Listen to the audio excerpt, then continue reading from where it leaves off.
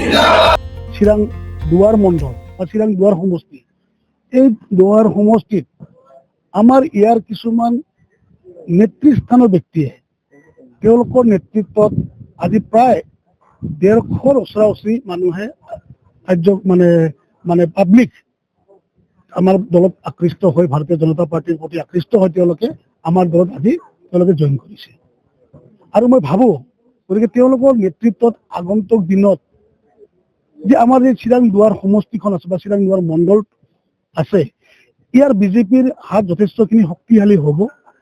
আৰু ইতিমধ্যে আপোনালোকে জানে যে ভাৰতৰ প্ৰধানমন্ত্ৰী আমাৰ নৰেন্দ্ৰ মোদী ডাঙৰীয়া, অসমৰ মুখ্যমন্ত্ৰী শ্ৰদ্ধাৰ আমাৰ হিমন্ত বিশ্ব শৰ্মা ডাঙৰীয়া, তেওঁলোকৰ নেতৃত্বত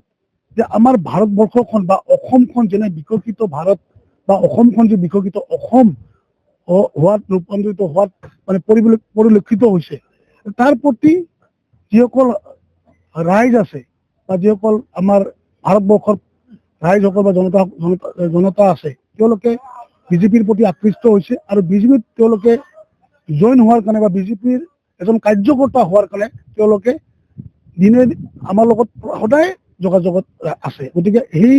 কাৰ্যসূচী হিচাপে আজি আমাৰ এই চিৰাং দুৱাৰ মণ্ডলত প্ৰায় 150ৰ ওপৰত এই নেতৃস্থানৰ ব্যক্তি কিছুমানে আমাৰ লগত আজি জইন কৰিলে।